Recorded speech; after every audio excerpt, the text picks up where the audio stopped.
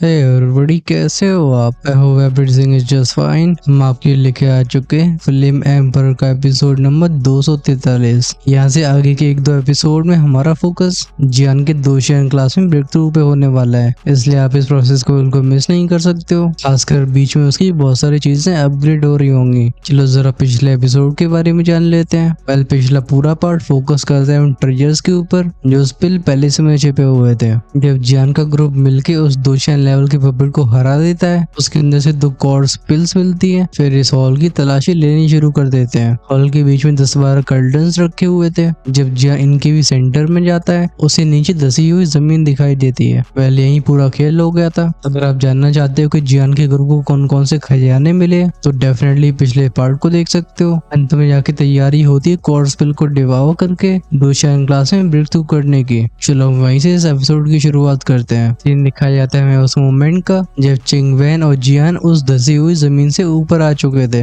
जिस मोमेंट में वो संकन ग्राउंड से बाहर आते हैं, इंस्टिंक्टिवली इनकी नजरें जाती हैं बगल की दीवार की तरफ। अभी उस पूरी दीवार को ढक रखा होता है एक सफेद रंग के ऑरेंज ने, जो एक्सट्रीमली कोल्ड होता है। यही चिंगर बैठी हुई थी, जिसकी बॉडी में से एक ओवरवेलमिंग और रेडिएट हो रहा था। चिंगवेन कहता लगता है चिंगर शुरुआत कर चुकी है। ब्रदर जियान दोशियान में ब्रेक थ्रू करना बिल्कुल आसान नहीं होता है। उम्मीद करता हूँ तुम बहुत केयरफुली आगे बढ़ोगे। ये कह के वो हॉल के और भी गहराइयों में चला जाता है। क्लियरली वो भी अपने ब्रेक थ्रू की तैयारी में था। जियान कहता है चलो मैं भी शुरू करता हूँ, क्योंकि फिल्म 20 ने मेरे शरीर की सारी एनर्जीज को कंप्रेस कर दिया है। मुझे बस उस कॉर्ड स्पेल को डिवाओ करके उसकी एनर्जी का इस्तेमाल करके 2 कोर को कंडेंस करना होगा, जिसके बाद दोशियान की ट्रिबुलेशन अपने आप आएगी। ये सोचते हुए जियान ढूंढने लगता है एक ऐसी जगह को जहाँ वो तैयारियां कर सके, और उसे चिंगर के पास ही में ऐसी जगह मिल भी जाती है। जियान बैठ जाता है क्रॉस लाइक पोजिशन में। अपनी कुछ हैंड्स को चेंज करके जियान अपने चारों तरफ 2 पावरफुल बैरियर्स को बना लेता है। इनमें से पहला बैरियर था सोल पावर का और दूसरा होली फ्लेम का।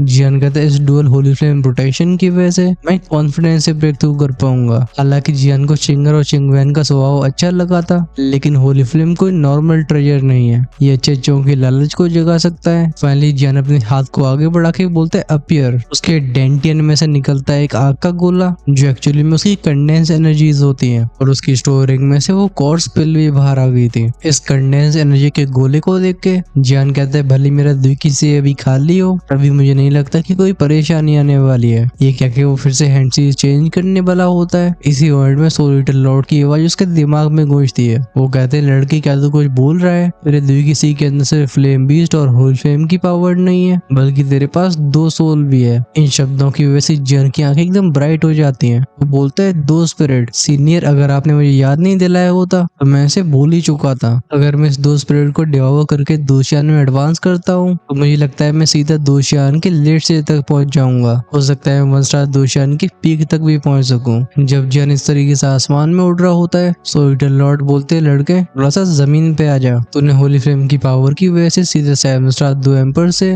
9 स्टार 2 एम्पर में ब्रेक थ्रू कर लिया है, और फिर सीधा 2 एम्पर पीक में। इसलिए मैं तुझे सुझाव दे रहा हूँ कि इस 2 सोल का इस्तेमाल करना, वो भी सीधा दोशियान में ब्रेक थ्रू करने के लिए। ये बिल्कुल अच्छा चुनाव नहीं होगा। अभी तेरे शरीर के अंदर जैसी पावर है, उससे ऑलमोस्ट तेरी फाउंडेशन खराब हो सकती है। इसलिए तुझे पहले नॉर्मली दोशियान में ब्रेक थ्रू करना चाहिए। फिर जब वो पावर स्टेबलाइज हो जाए, तब बारी आएगी इस 2 सोल को कंज्यूम करने की। अगर तू ऐसा नहीं करता है तो फ्यूचर में तुझे अपनी कल्टिवेशन बढ़ाने में काफी ज्यादा परेशानी होने वाली है। सो लिटिल लॉर्ड बोलते हैं जहाँ तक मैं सेंस कर पा रहा हूँ, जब तुम 1 स्टार दोशियान के मिड स्टेज तक पहुंच जाओगे, इस 2 सोल को डिवावर करने का सही समय होगा, जिससे तुम्हारी स्ट्रेंथ सीधा 2 स्टार दोशियान में पहुंच जाएगी। जियान को भी एहसास होता है कि सोल ईटर लॉर्ड बिल्कुल सही कह रहे हैं। उन्हें थैंक यू बोलता है। सोल ईटर लॉर्ड बोलते हैं 2 इमोर्टल में ब्रेक थ्रू करने में तुम्हें सिर्फ अपने ऊपर निर्भर करना होगा, मैं इसमें तुम्हारी कोई हेल्प नहीं कर पाऊंगा। जियान एकदम दृढ़ता से बड़े एक्सप्रेशन के साथ नोट करता है। फिर पफ की आवाज के साथ उसके हाथ में yellowish blue Holi flame appear होती है, जो कॉर्ड स्पेल को अच्छे से रिफाइन करने लगी थी। जियान नहीं चाहता था कि उस इविल एल्केमिस्ट का और कोई प्लान जियान के ब्रेक थ्रू में परेशानी खड़ी करे। जब इधर ये प्रोसेस चल रही होती है, सो लिटिल लॉर्ड मन ही मन में हंस रहे होते हैं। वो खुद से बोलते हैं लड़का सच में मॉन्स्टरस है। 3 होली फ्लेम्स, 1 2 सोल और वुड एट्रीब्यूट पावर। अगर मुझे फ्यूचर में मेरे जान पहचान वाले मिलते हैं, तो मैं जियान को अपना डिसाइपल बता सकता हूँ। मुझे एक स्ट्रॉन्ग फीलिंग है कि इस लड़के की फ्यूचर अचीवमेंट्स मुझसे बहुत आगे जाने वाली हैं। नहीं, मुझे इस मौके का पूरा फायदा उठा के जियान को ऑफिशियली अपना डिसाइपल बनाना होगा। इस तरीके से भविष्य में मेरी सोल ईटर लिनिएज और और भी प्रेस्टीज को रख पाएगी। सो लिटिल लॉर्ड इतना बोल के हा हा करके हंसने लगते हैं। तभी बैरियर के अंदर जियान की आवाज गूंजती है। वो कहता है चलो शुरू किया जाए। अभी सिजल सिजल की आवाजों के साथ होली फ्लेम उस कॉर्स पिल को जला रही थी। इसमें से निकल रहा होता है वो काले रंग का धुआं। जियान बिना हेजिटेशन के गहरी सांस को भरता है। जिससे धुआं सीधा उसके शरीर के अंदर चला गया था।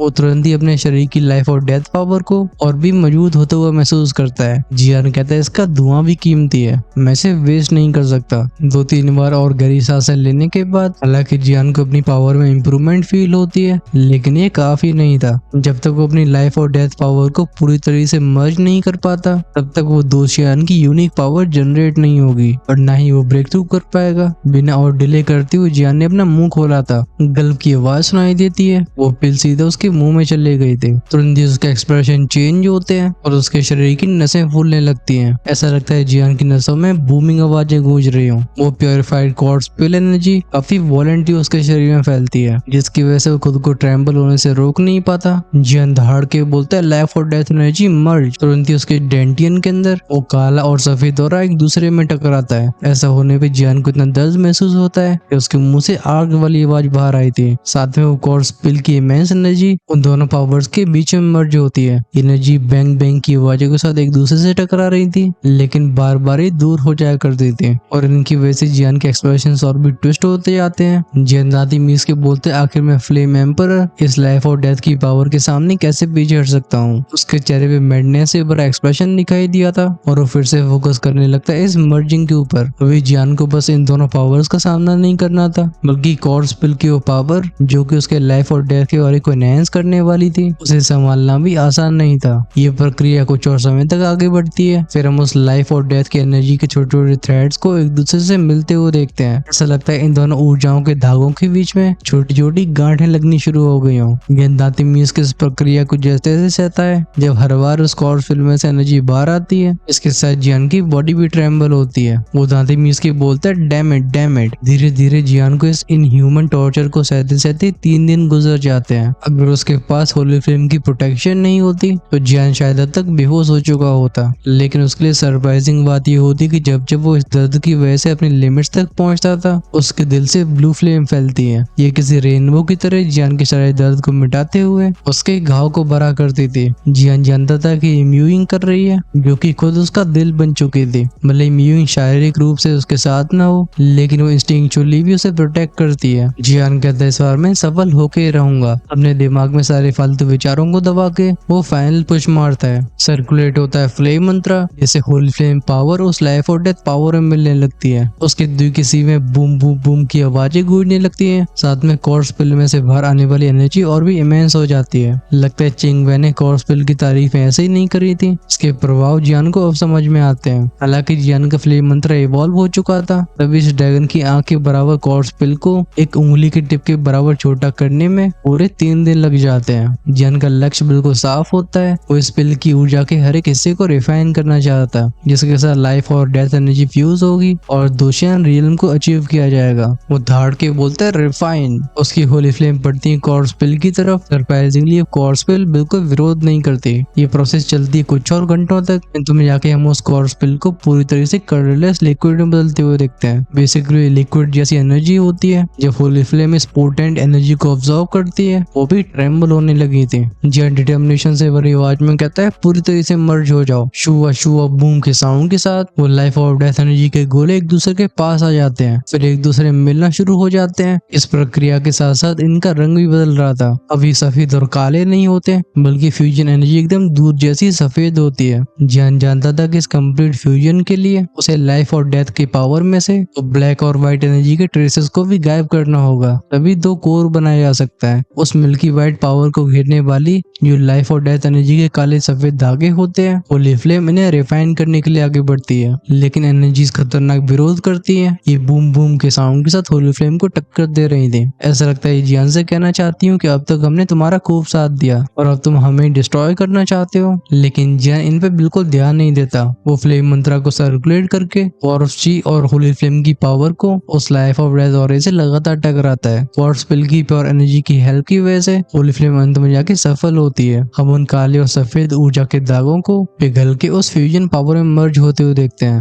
अंत में जाके बस वहाँ पे एक फ्यूजन लिक्विड रह जाता है जिसमें अब कोई एट्रीब्यूट नहीं था, ये प्योर पावर होती है। फाइनली इसे देख के जियान खुद को हंसने से रोक नहीं पाता। ये दो कोर को कंडेंस करने का बहुत क्रूशियल स्टेप था, लाइफ ऑफ डेथ का फ्लॉलेस फ्यूजन। सिर्फ इसके बाद ही एक दो कोर को फॉर्म किया जा सकता है जिसमें से निकलेगा उसका असली एट्रीब्यूट कलर। तभी मिल्की वाइट पावर उस ह्यू यानी कि रंग में बदलेगी जो जियान की दूसरी पावर होगी। एक गहरी सांस छोड़ने के बाद जियान कहता है अब बारी है सबसे डिफिकल्ट स्टेप की। उम्मीद करता हूँ इस प्रक्रिया में कोई गलत नहीं होगा। वूश के साउंड के साथ उसकी बॉडी में से खतरनाक सोल पावर इरप्ट होती है। ये इस बैरियर को पूरी तरीके से ढक लेती है। अब उस life of death fusion power से अपनी द्विकी पावर को मर्ज करने का समय आ गया था। लगता है उसके शरीर की द्विकी ने सेंस कर लिया होता है, तेजी से उसकी नसों में दौड़ने लगती है। जियान की बॉडी की सारे पोर्स में से कुछ रोशनियां बाहर निकलती हुई दिखाई देती हैं। ये उसकी द्विकी थी, लेकिन चारों तरफ फैली इस इमेंस सोल पावर की वजह से इसे कहीं बाहर जाने का मौका नहीं मिलता। जियान की एक हाथ से हैंडसीज चेंज होती है। फाइनली उसकी होली फ्लेम इस पावर को अपने अंदर खींचने लगती है। स्पेस में गूंज रही थी क्रैकल क्रैकल की आवाजें। तब जाके जियान की द्विकी सी के अंदर उसकी द्विकी का क्लस्टर अपीयर हुआ था। एक बार फिर से अपनी सोल पावर का यूज करके वो लाइफ ऑफ डेथ और एक फ्यूजन को इस प्योर द्विकी से मिलाने के लिए आगे बढ़ाता है। वो मिल्की वाइट फ्यूजन पावर जियान का बिल्कुल विरोध नहीं करती। काफी जल्दी दोनों पास आ जाते हैं। इससे पहले कोई बदलाव हो पाता, जियान चिल्ला के बोलते हैं अब उसकी द्विकी सी को फ्लेम्स चारों तरफ से सील कर लेती हैं और ये उन दोनों एनर्जी के क्लस्टर्स को एक दूसरे में मिलाने की कोशिश करने लगी थी। ऐसा लगता है उस द्विकी एनर्जी के गोले ने सेंस कर लिया हो कि होने क्या वाला है। ये होली फ्लेम की गिरफ्त में से छूटने की कोशिश करता है, लेकिन विरोध करने का कोई फायदा नहीं था। जियान चिल्ला के बोलता है मर्ज। उसकी द्विकी सी के अंदर दो हाथ बनते हैं, एक हाथ था नीले रंग की फ्लेम का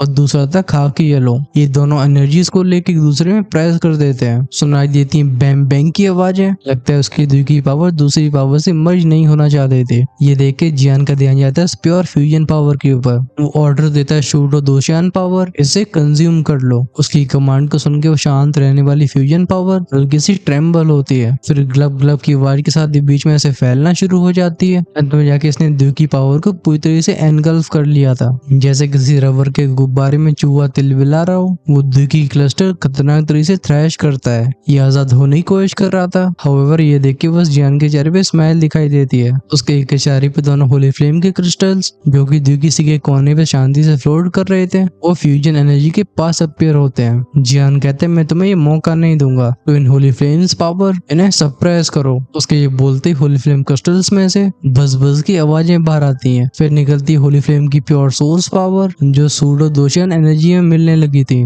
ऐसा होने पर प्योर वाइट फ्यूजन पावर और तेजी से चमकने लगती है। यहीं पे शुरू होती है प्रोफाउंड मेटामॉर्फोसिस और जब ये ट्रांसमिशन कंप्लीट होगी टाइम होगा जियान के दोशियन में ब्रेक थ्रू करने का। जब इस पैलेस के अंदर तीन नौजवान अपना पूरा फोकस कर रहे होते हैं कल्टिवेट करने के ऊपर, पलक झपकते ही 10 दिन निकल जाते हैं। मून रिफ्लेक्टिंग लेक के बाहर यूकान, लेशी और खजानों को हासिल करने आए वो लोग चिंगमी टियानम्यू के डर की वजह से अपने कदम पीछे लेते हैं। हालांकि यूकान के पास भी 1 स्टार दोशियान के मिड स्टेज की स्ट्रेंथ होती है, लेकिन वो चिंगमी टियानम्यू बीच का मैच नहीं था। आखिरकार ये होता है उसका इलाका अभी यूकान मून रिफ्लेक्टिंग लेक से थोड़ी दूर आ चुका था। उसका सबऑर्डिनेट यूजिन बोलता है मिस्टर यू क्या हम इस तरीके से इंतजार करते रहेंगे। ये सुन के यूकान की डार्क नजरें लेक की तरफ गई थी। उसके चेहरे पे सिनिस्टर स्माइल आती है। यूकान कहता है इंतजार, ये बीस चिंगमी टियानम्यू अपनी टेरिटरी का फायदा उठा के हम सबको ओवर पावर कर पा रहा है, लेकिन मैं ये नहीं समझ पा रहा हूँ कि आखिर चिंग फैमिली और उस लड़के के पास ऐसा क्या था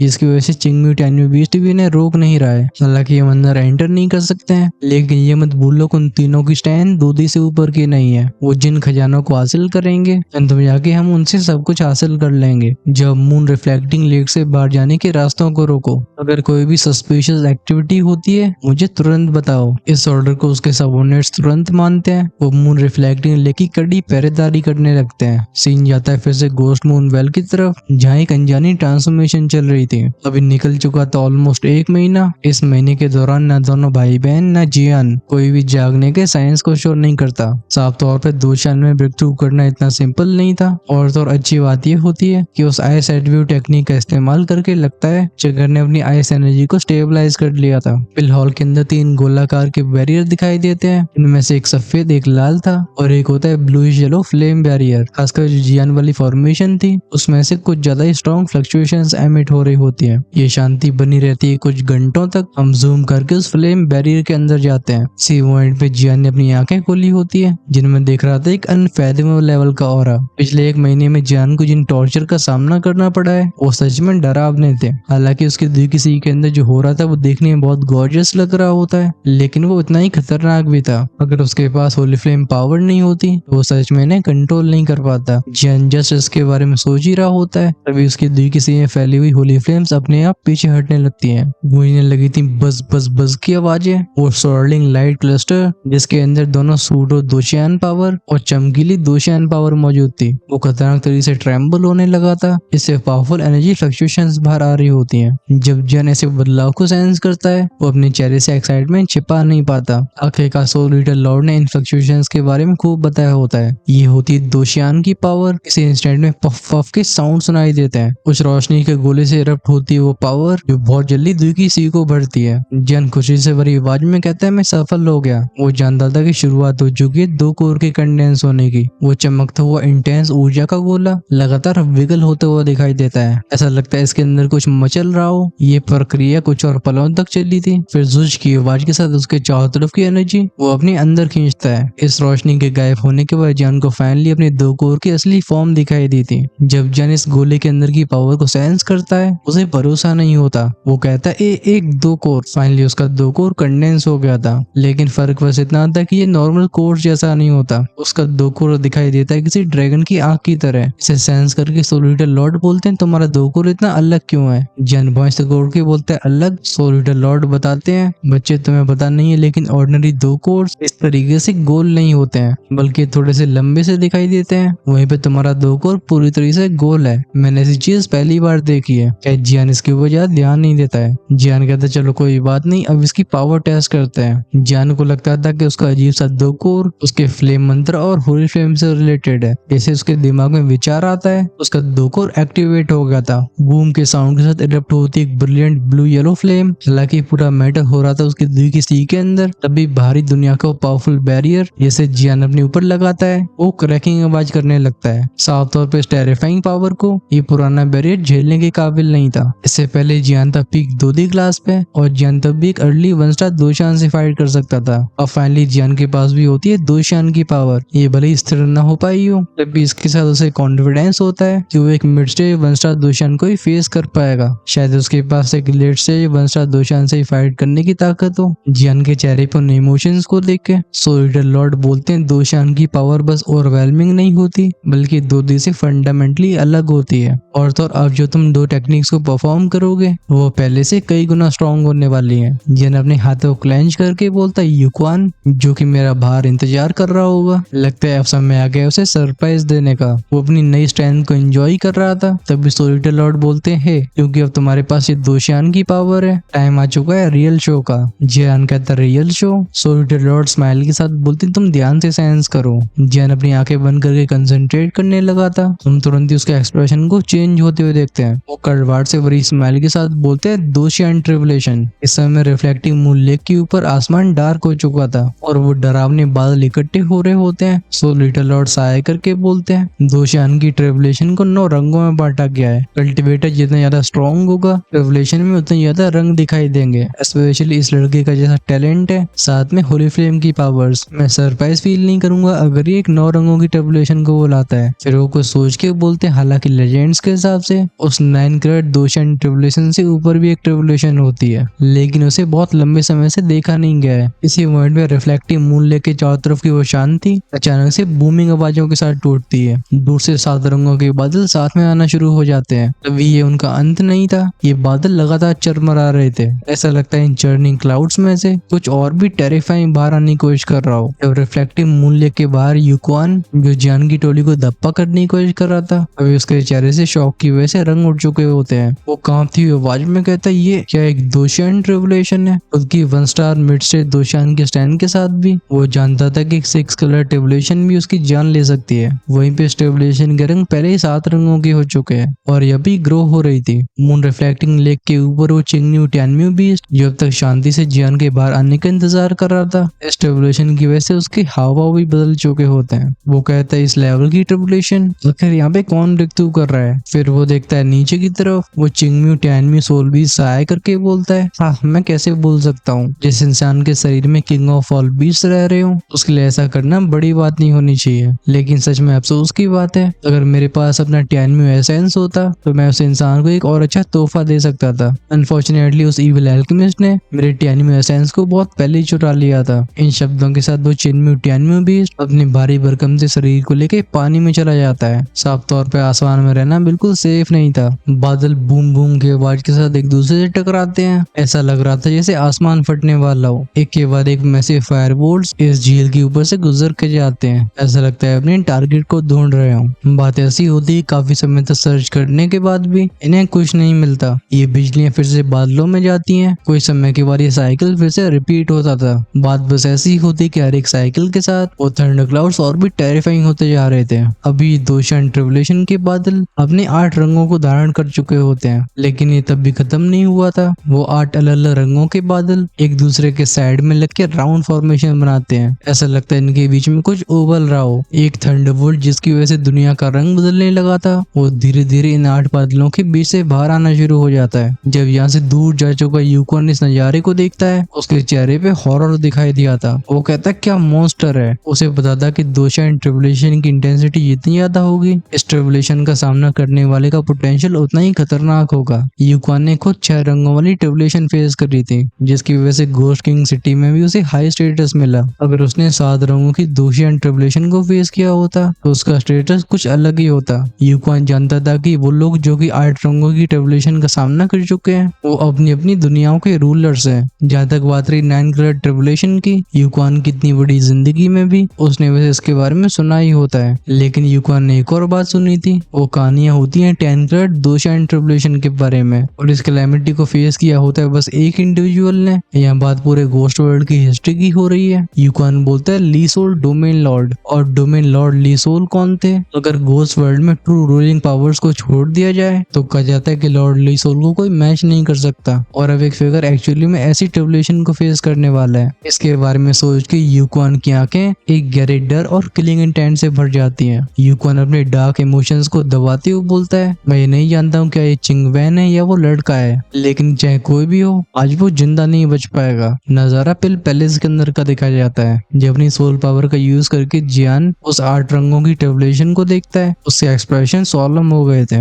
इन बादलों में से शेयर पावर रेडिएट हो रही थी। जियान ने उसे आज तक कभी सेंस नहीं किया था। उसे सोलिटर लॉर्ड की चेतावनियां याद आती हैं। जियान पूछता है, सीनियर क्या इस ट्रिबुलेशन को मेरी होली फ्लेम के अंदर ट्रांसफर नहीं किया जा सकता? जियान को फील होता है कि एक 8 रंगों की ट्रिबुलेशन उसकी लिमिट होगी। वही भी सिचुएशन को देख के ऐसा साफ लग रहा है ये बादल यहीं पर नहीं रुकने वाले, इसलिए मुसीबत से बचने के लिए जियान को पहले एक्शन लेना होगा। और तो इस ट्रिबुलेशन को सर्वाइव करने के बाद उसे अपने वुड एट्रीब्यूट को भी अनलॉक करना है, जो होगा टियानमू एसेंस को ऑब्जर्व करने से। अगर ऐसा करने की जियान के पास एनर्जी नहीं बचती है तो उसे रोने की जगह ढूंढनी मुश्किल हो जाएगी। सोलिटर लॉर्ड भी जियान की चिंताओं के बारे में अच्छे से जानते थे। अगले पल उनका घोस्टली फिगर अपीयर होता है जियान के साइड में, फिर वो एक ही फ्लैश में आसमान में चले गए थे। सोलिटर लॉर्ड अपने हाथ का एक इशारा करते हैं। ऐसा लगता है इस इशारे से आसमान ने अपना मुंह खोल लिया हो। ये जबड़ा अपने अंदर उन बादलों को खींच लेता है। नेक्स्ट मोमेंट में जियान के होली फ्लेम स्पेस के अंदर वो गड़गड़ाते हुए बादल अपीयर हुए थे। जब बार मून रिफ्लेक्टिंग लेक में यूकॉन और बाकी के लोग बादलों को इस तरीके से डिसअपीयर होते हुए देखते हैं, इन्हें लगता है कि ब्रेक थ्रू करने वाला व्यक्ति फेल हो गया। सीन जाता है जियान के होली फ्लेम स्पेस के अंदर, तो इतने करीब से उस इनक्रेडिबल पावर को सेंस करके उसका मुंह डब्बे की तरह खुला रह गया था। वो बिना हेजिटेशन के एक्टिवेट करता है अपने फ्लेम मंत्रा को, क्योंकि ये था उसका होली फ्लेम स्पेस। यहाँ वो कुछ हद तक इस ट्रिबुलेशन को कंट्रोल कर सकता था।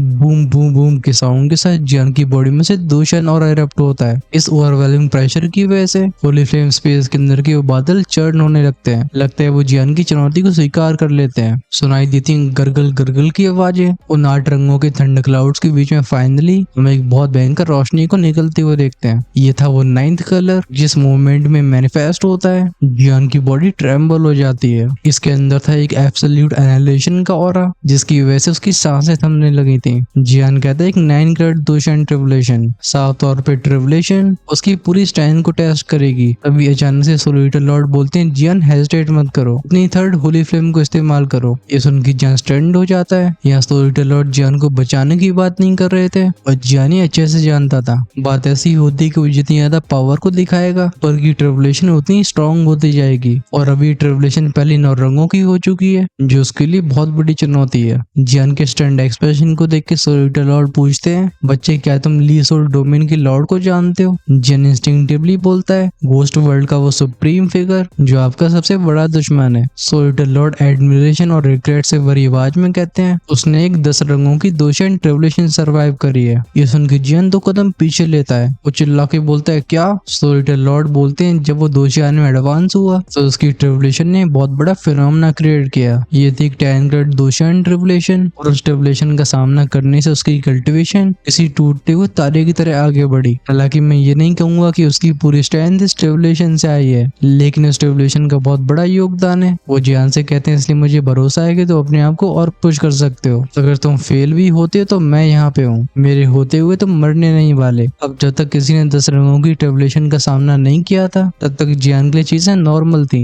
लेकिन जब वो लॉर्ड ऑफ लीसोल के बारे में सुनता है, उसकी आंखों में डिटर्मिनेशन दिखाई देती है, और इसके साथ आया था एक पागलपन। वो एक स्माइल के साथ बोलता है, 10 ग्रेड दोशियान ट्रिब्यूलेशन, ऐसी ट्रिब्यूलेशन आई वंडर कितनी स्ट्रॉन्ग होगी। सोलिटर लॉर्ड जवाब देते हैं, इसका उत्तर मेरे पास भी नहीं है। तुमसे मैं बस ये कह सकता हूँ कि जब मैंने अपनी 9 रंगों वाली दोशियान ट्रिब्यूलेशन का सामना किया था, उसने मुझे बहुत गहरी चोटें पहुंचाई थी। मुझे पूरी तरह से रिकवर होने में कई साल लग गए। इसलिए बच्चे, भले तुम्हारे पास होली फ्लेम्स हो, ये 10 कलर ट्रिब्यूलेशन डेवास्टेटिंग होगी। ऑफ कोर्स अगर तुम सर्वाइव करते हो तो तुम्हारी स्ट्रेंथ उससे भी आगे जाने वाली, जहाँ तक तुम सोच पा रहे हो। एंशिएंट टाइम से अब तक बस लीसो डोमेन लॉर्ड ही सफल हुआ है। जियान आंखें नैरो करके बोलता है, ये एक जुआ है ही, लेकिन मैं हार स्वीकार करने को तैयार नहीं हूँ। सोलिटर लॉर्ड भी जियान के ऊपर दबाव नहीं डालते, वो कहते हैं फैसला लो। ऑल्दो वो जानते थे कि जियान के लिए एक 10 ग्रेड ट्रिब्यूलेशन बहुत बड़ा चैलेंज होगा, और जब तक वो मानसिक रूप से पूरी तरह से तैयार नहीं होता, उसे पुश करने का कोई फायदा नहीं है।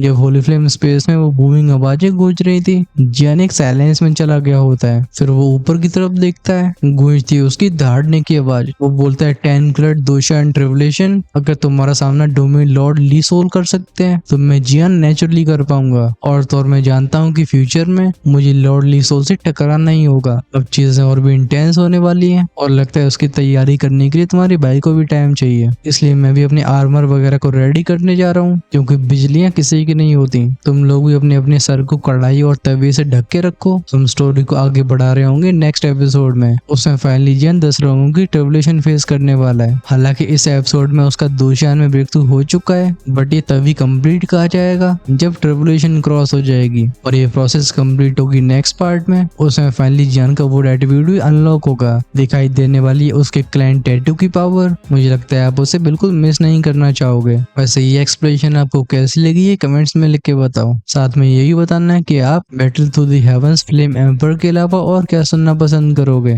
डोंट वरी, हम स्टोरी को पूरा करने वाले हैं, लेकिन मैं फ्यूचर की बात कर रहा हूँ। वैसे अगर आपको नेक्स्ट एपिसोड आज शाम को ही देखना है तो ज्वाइन कर सकते हो चैनल की मेंबरशिप को। ज्वाइन का ऑप्शन सब्सक्राइब की साइड और चैनल के होम पेज में मिलेगा। वहीं पे जो हमेशा 2 या 3 एपिसोड आगे रहना चाहते हैं, वो अपने लेवल्स को इमोर्टल एम्पर या एलसीयू पर अपग्रेड कर सकते हैं। चलो तब तक के लिए टाटा, बाय बाय।